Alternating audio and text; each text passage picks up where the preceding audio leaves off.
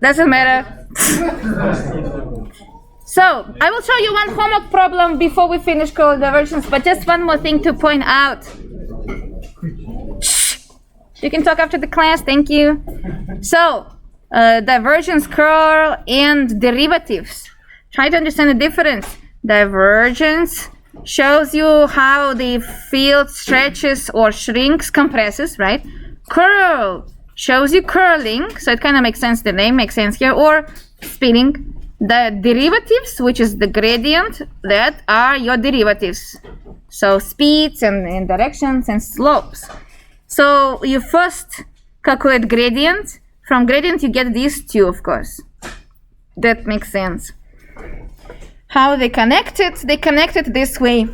The direct calculations, or you first find derivatives. Gradient is conservative. Then you know that the curl is 0, 0, 0. And then you do direct calculations, or you do direct calculations right away. This book, so the books do not agree how to teach it. In this book, they teach it this way.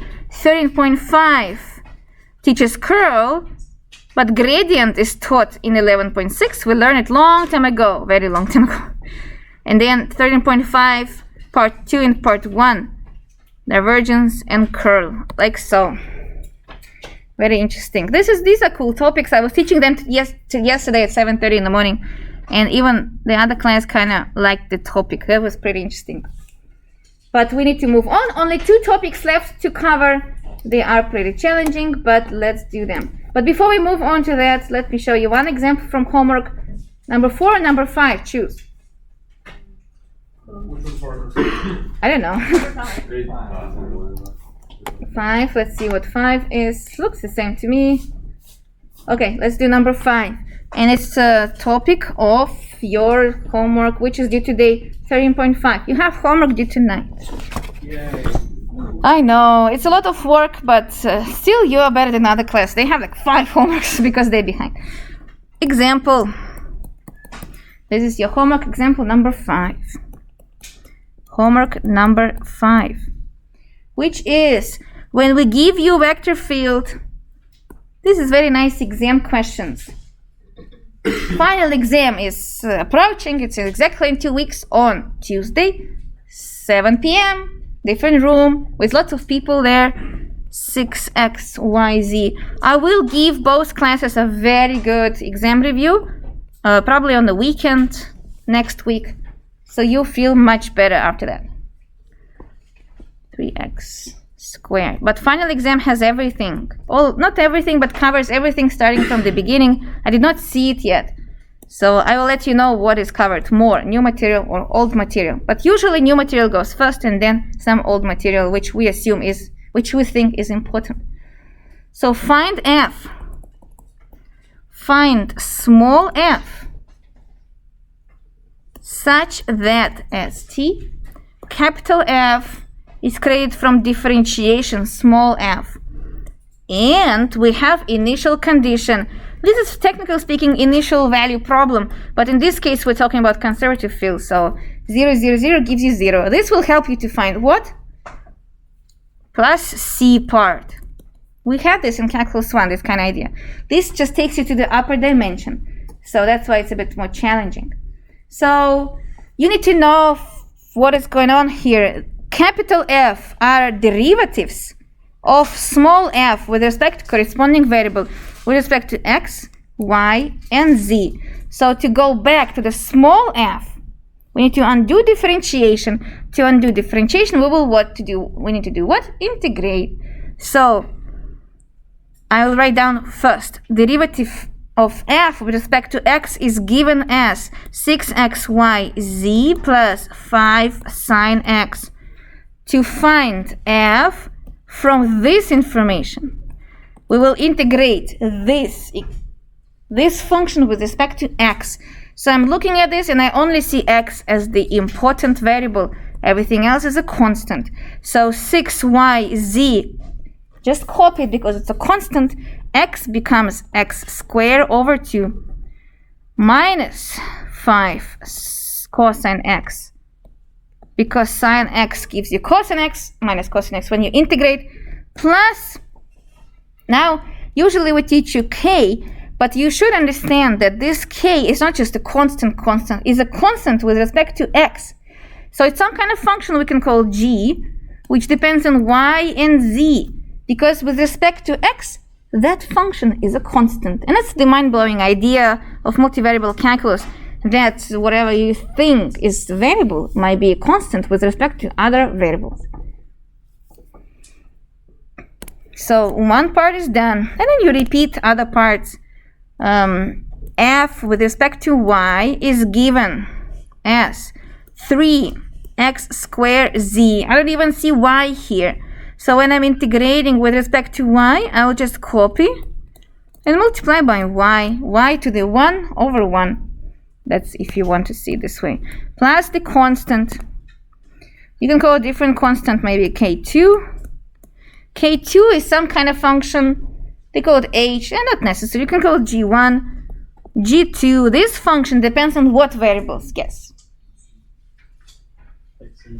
X and z. Because when we differentiate it with respect to y, it will be 0. So it's a constant with respect to y. Finally, the last one.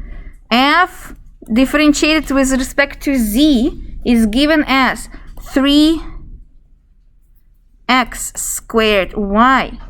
Same situation, there's no z here, so I will just copy and multiply by z to the 1 over 1 plus k3, and this is the function g3 depends on what?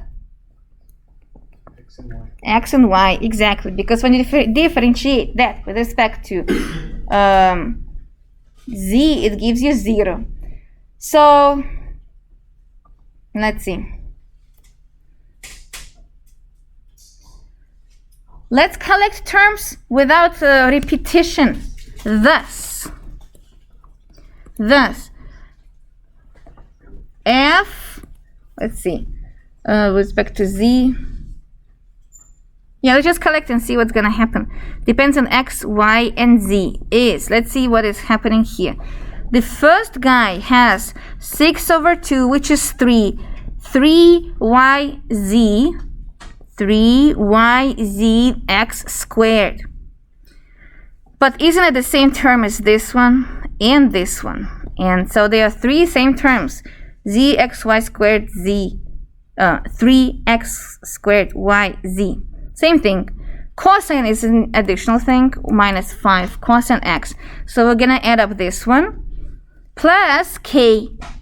This function k, who knows what it is? We don't know, but we know how to find it. We are given, since we know that when you plug 0, 0, 0, it should be 0. Let's plug in c. F at 0, 0, 0 is 0 minus 5 times 1, because, okay, let me write down. Cosine of 0 plus k. So k will be, and this should be 0. Solve for k. K is 5 times 1, which is 5. Did you understand? So not always it's going to be 0. Be careful that exponential functions, trigonometric functions are not necessarily 0 at 0. Solution or answer. Answer. The original function that gave that vector field looks like this. 3x squared yz. It's polite to put variables in order of the alphabet. Minus 5 cosine x plus k, and k is 5. How do you feel about this? Like so. Come on. Create a table. So that's how you do it. Yes? How do we know that f is 0, 0, 0 equals 0? Oh, it was given. This is what you call initial value problem. It says find f such that you integrate capital F and initial value problem. We know that that function that gave me that vector field at 0, 0, 0 is 0. That's what we call initial value, yeah. And that's what helped us to identify that constant. And then for you to understand what is happening, that was a very good idea from that's a student in our class, is actually to visualize it in Wolfram Alpha. So we were given a vector field which was plot, right? It was a vector field 6xyz plus 5 sine x, comma 3x squared z, comma 3x squared y. So we were giving this, we were giving derivatives, which are hard to plot apparently, because it's three-dimensional, I guess. Let me see. So it should be fine. Input is neither a 2D vector or a non-3. Yeah, it's just three-dimensional. Doesn't like it. Okay, for example, I decrease it to 2 dimension. Fine. No, still don't like it.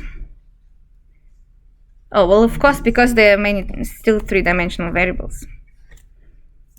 3x squared. Yeah, Wolfram Alpha doesn't like complicate things. Wolfram Alpha has, if you're coding, especially if you're computer scientist, you should know that when you code something, you should put a limit on timer, right?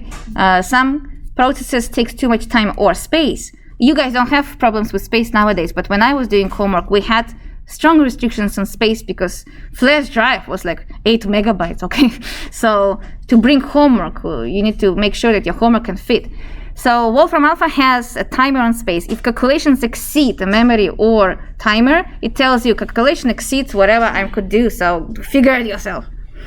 That makes sense. Anyway, then it did not work. We were given this, but then from this we found the function f, and the function f ended up to be this answer, 3x squared yz minus 5 cosine x plus 5. So apparently this function gave that vector field, which is too much to plot, so it's too complicated. Oh, why does it think, yeah, it's too complicated to plot. That's fine. So that's good. This is all you need to know for the homework, and this topic is actually pretty pleasant. Students usually like curl and divergence topics, unlike parametric surfaces. Let's do that. Parametric surfaces, and then only 2 topics left to do so. Stay strong, we're almost done. Parametric surfaces, the goal of the rest of the course, which is only 2 topics, is to generalize everything that we know about line integrals and surfaces. We never did one thing yet. We never learned how to parameterize a surface, any type of this surface. And that phrase, any, makes everything complicated. So no matter which major you are, when the moment they say any, that's it, you're screwed. Because it's nice to know some typical shapes, circles and squares, some typical chemical reactions, some typical physical properties. The moment they say any, that's it. That means you're getting into upper level science. So generalizing, it's very hard. People defend dissertations or get Nobel Prizes for generalizing knowledge. So that's exactly what we're going to do. We're going to learn how to do any surface, not just a cone or a sphere. We're going to start with typical ones, but any surface in 3D. So, do you know this game? Yes, I just got it. Right? I did not have it when I was a kid. We had just the one you paint and then you can erase it. But we never had the one with 2 handles. So very interesting. The with 2 handles was kind of curious for me. They say imagine it's each sketch, yeah. This toy. One direction is U and the other direction is V. So for example, you're plotting U and V at the same time. With those handles, you will be describing the surface you see. So it makes sense. So write down this. This is any kind of shape of surface. Some kind of floating shape in 3D. We want to describe it using parameterization. And we're going to have 2 variables, U and V, and they will be renamed all the time because it should be very, very general idea. Sometimes it will be X and Y. Sometimes they're going to be theta and phi if it's with angles. Z and theta, and so on. So, but the idea is you use 2 parameters and you'll be switching them so you can describe some kind of surface on this beautiful toy. Since S is 2-dimensional, we need to parameterize U. We need to have 2 parameters, U and V, the analog of R is then r that depends on u and v versus just t. We will not have simple r of t anymore. It will be r of u and v. And let's start with something classical like cylinders. Here's a cylinder for you. X squared plus y squared equals 4. You should have intuition now what it means. First of all, z is missing. It's a three-dimensional object. It's a cylinder. Like your cup is a cylinder, right? Coffee cup. So the cylinder have to have three variables. Why z is missing? Because it's plus 0z squared over here. Z represents height of this bottle. So if height is infinite, you just don't put it there. Z can be anything going down and up. So it's an infinite cylinder growing up and down. The only thing that is fixed is how large it is in width. So 4, fixing it. And that's why this is a two-dimensional slice that fixing the cylinder, how fat it is. It's just cylindrical coordinates with r equals 2. So the radius is 2 over here. That's the only thing we know. And z goes up and down forever. There's no restrictions on z. How to describe any point on this surface, which is a cylinder. Any point has three variables, x, y, and z. We will be describing it using u and v, which we are renaming for this particular problem, and it will be always different, as theta and z, because it's a cylindrical coordinates example. Since it's a cylinder, it makes sense to use cylindrical coordinates. Z is going up and down forever, while theta is fixed. Theta is a spinning angle. How much do we spin? From 0 to 2 pi in this case, and that's going to be describing the whole thing. Let's check.